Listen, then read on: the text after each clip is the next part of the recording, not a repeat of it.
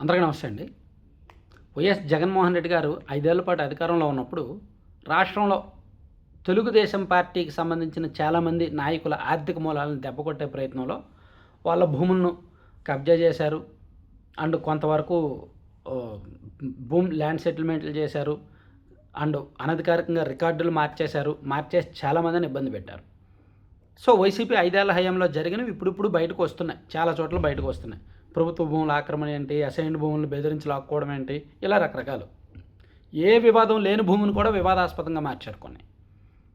ఇప్పుడు తాజాగా బయటకు వచ్చిన అంశం ఏంటంటే వాళ్ళ కుటుంబ సభ్యులను కూడా వదల ఒక వ్యక్తిని చంపేసి ఆ కేసు తమ మీదకు వస్తుండటంతో, ఆ కేసులో న్యాయం కోసం ఆ కుటుంబం పోరాడుతుండటంతో, ఆ కుటుంబాన్ని ఆర్థికంగా చితికేలా చేయాలి, వాళ్ళకి ఆర్థికంగా నష్టం కలిగిస్తే ఇంక మన జోలికి రాకుండా ఉంటారని వాళ్ళ పేరిట ఉన్న భూమిని వాళ్ళ అధికారాన్ని అడ్డం పెట్టుకొని వేరే వాళ్ళకి రికార్డులు మార్చేశారు. ఆ విషయం ఇప్పుడు తాజాగా బయటకు వచ్చింది. వైఎస్ వివేకానంద రెడ్డి గారికి సంబంధించిన విషయం ఇది. వైఎస్ వివేకానంద రెడ్డి గారు బతికున్నప్పుడు, రాజశేఖర రెడ్డి గారు సీఎంగా ఉన్నప్పుడు 2006లో పులివెందుల నియోజకవర్గంలోని పులివెందుల మండలం కే వేలంవారిపల్లెలో 2006 ఫిబ్రవరి 17వ తేదీన రిజిస్ట్రేషన్ నెంబరు, డాక్యుమెంట్ నెంబరు 1577/2006, 1579/2006 కింద 4 సర్వే నెంబర్లో 7 ఎకరాల 3 సెంట్ల భూమిని కొనుగోలు చేశారు. అప్పట్లో వైఎస్ వివేకానంద రెడ్డి గారు తన భార్య సౌభాగ్యమ్మ పేరిట కొనుగోలు చేశారు. సో ఆ భూమిని సర్వే నెంబర్లు చూసుకుంటే 351/Aలో 2.91 ఎకరాలు, 352 సర్వే నెంబర్లో 4.05 ఎకరాలు, 353/1 సర్వే నెంబర్లో 0.04 సెంట్లు, 354 సర్వే నెంబర్లో 0.03 సెంట్లు, మొత్తం మీద 7.03 ఎకరాలు సౌభాగ్యమ్మ పేరిట కొన్నారు వివేకానంద రెడ్డి గారు. కానీ ప్రస్తుతం ఆ భూమి సౌభాగ్యమ్మ గారి పేరిట ఆన్లైన్లో కనిపించడంలా, వెబ్ల్యాండ్లో కనిపించట్లా. ఇదేంటిది కనిపించడం లేదు, నా పేరిట ఉన్న భూములు పోయాయి అంటే అని చెప్పి ఆమె జిల్లా కలెక్టర్కి ఫిర్యాదు చేశారంట.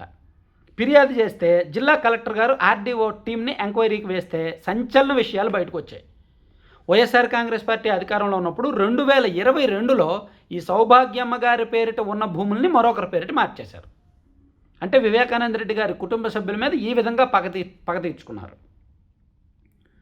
సో దీనిలో మొత్తం వెబ్ల్యాండ్లో మార్పులు జరిగి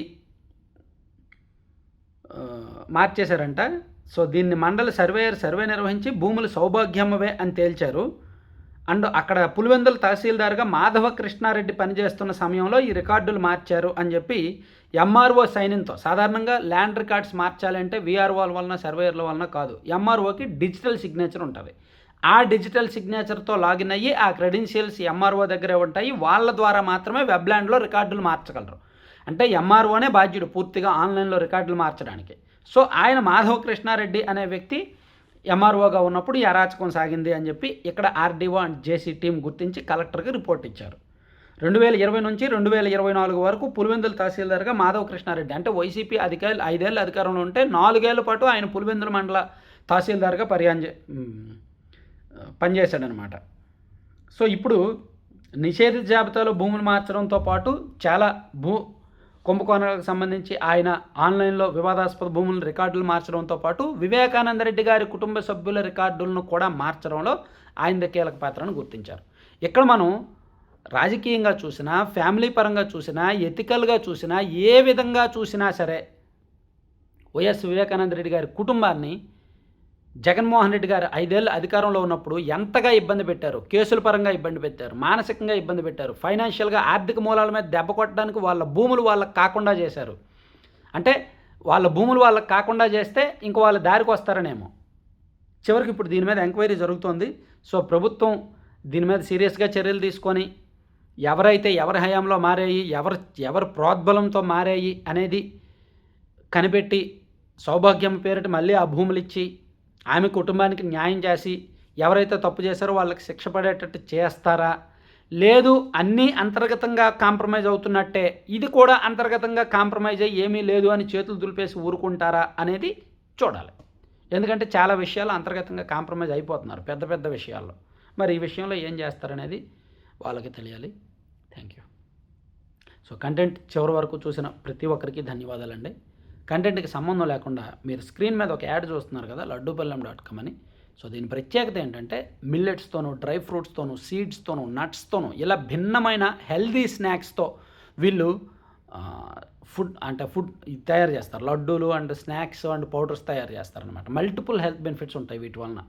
మీరు చూడొచ్చు, వీళ్ళ laddupallam.com సైట్ విజిట్ చేయండి, లేదా 9997839994 నెంబర్కి వాట్సాప్లో మెసేజ్ చేసి లేదా కాల్ చేసి మీకు కావాల్సిన మెనూ తెప్పించుకోండి. వీళ్ళ దగ్గర భిన్నమైన ఐటమ్స్ ఉంటాయి, మీకు బయట ఎక్కడ దొరకవు. సీడ్స్ అంటే అవిసె గింజలు, పొద్దురుడి గింజలు, గుమ్మడి గింజలు, మల్టీ సీడ్స్, ఇవన్నీ వాటితో లడ్డూలు. అలాగే రాగి, సజ్జ, జొన్న, కొర్ర అంటే డ్రై ఫ్రూట్స్, నట్స్, వీటన్నిటితో వీళ్ళు మిక్స్డ్ లడ్డూలు చేస్తున్నారు. సో మంచి ప్రోడక్టు, మంచి రివ్యూస్ ఉన్నాయి. అలాగే ఇప్పుడు ఆఫర్లు కూడా ఉన్నాయి. 10-20% వరకు ఆఫర్లు ఉన్నాయి.